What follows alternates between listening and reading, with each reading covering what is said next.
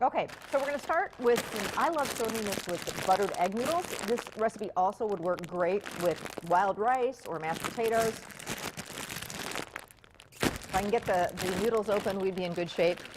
So we're going to add some buttered noodles to some boiling water. Always salt the water just a tad. And then we're going to get those pork chops going. So if you want to get dinner on the table in a real hurry, you want to look for the thinner, smaller pork chops. And they're also a lot more reasonable. So this is a great recipe for trying to save a buck and you want to do something different than steak or chicken, although we do have some great beef recipes coming up. But I think that, you know, we do a lot of chicken in our house. Had chicken for dinner last night. So whenever I serve any type of pork, the fam gets kind of excited about it. They're like, oh, Mom, we got to have pork chops more often. So I've got a big old skillet, pretty thin but nice pork chops that we picked up at Super Ron's in Pulaski. I'm just seasoning of those chops with a little bit of salt and pepper.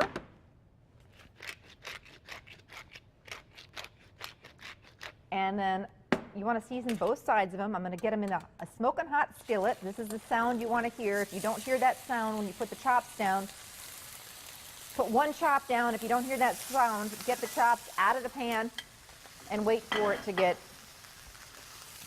a little more hot. Okay, again, a little more salt and pepper. And these are going to go together pretty quickly.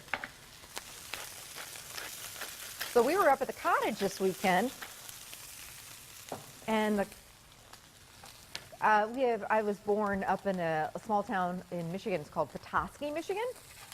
And so we popped up there for the weekend because actually, to be honest, I left my fall winter coat, my favorite coat up there this summer. And I was like, I need to go get it. So went up there to get it, and it was spectacular. The leaves are just starting to change. It was just so beautiful. Actually even took the boat out, took Arlo the dog for probably his last swim of the season. Maybe not, the way this having that great kind of Indian summer-like weather, although I think that's going to start to change. But it was spectacular up there. Had a lovely, lovely weekend. Bob and I played some tennis outside. It was really nice.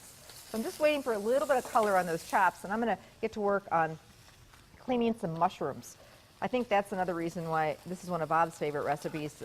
He loves mushrooms. He's a mushroom guy.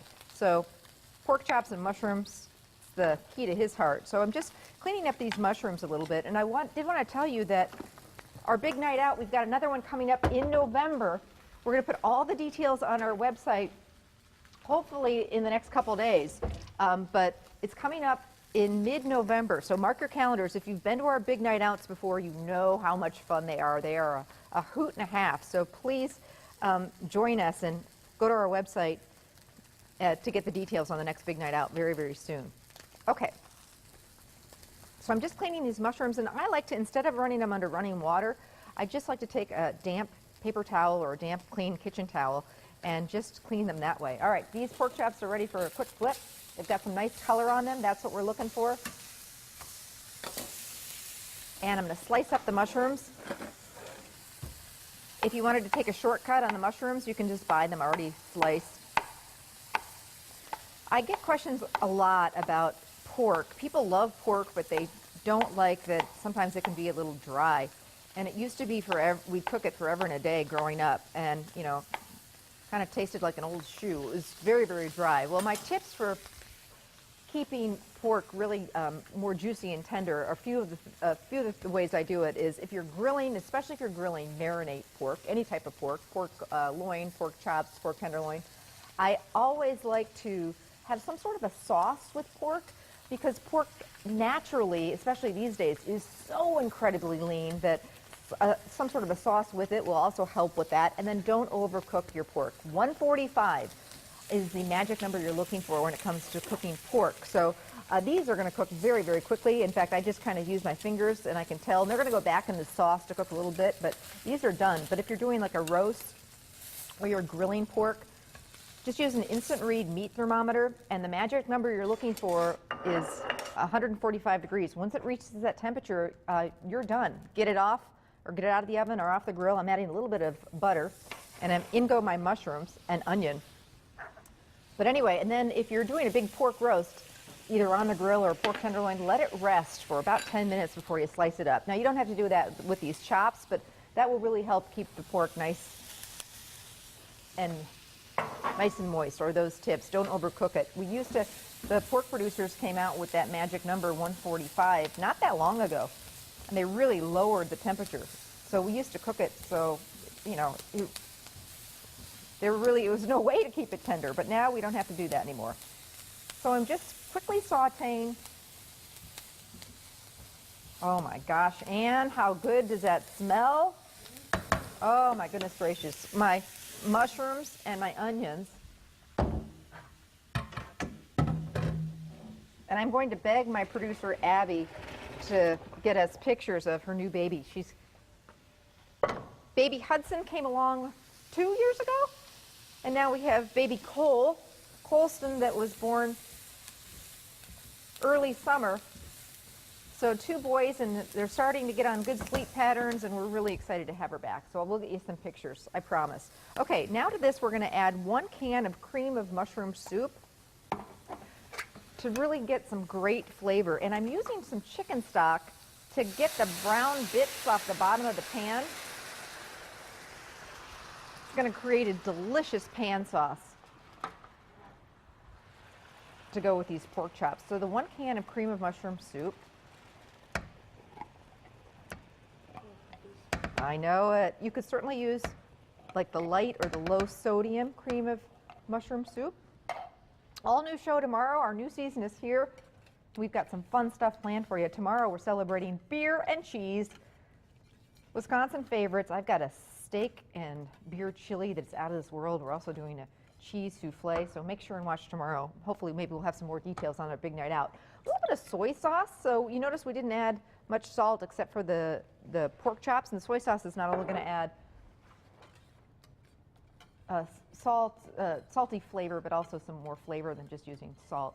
You could certainly use the low sodium. In fact, I usually encourage people to use the low sodium soy sauce. And then we're going to throw a little bit of sour cream in here, just if we weren't. This is not your most low-cal dish, but it is kind of that rib stick and comfort food. You could certainly use low-fat sour cream too. Okay, so I'm just whisking this together. Sour cream goes in last. If the gravy gets a little thick on you, you can add some more chicken stock, which I think I will. And then another fun ingredient to add that really gives this dish some nice flavor: fresh thyme. Now, if you don't have fresh thyme, you could use dried thyme, but oh, is this stuff good. So good. So I just take my fingers and run down the leaves of the fresh thyme. If you are using dry thyme is also wonderful, but it's very strong in flavor, so you want to cut back. Maybe just use a half or quarter teaspoon of dried thyme as opposed to using, I like to use quite a bit of the fresh thyme. It makes the recipe kind of extra special. Okay, pork chops go back in, and any juices that accumulate on the plate that we put these on also go back in, and they'll finish cooking. So there's a little bit of juice there. So if they're not done when you're searing them, they can finish cooking right here. We're going to take some of those egg noodles, get some of those onto our plate.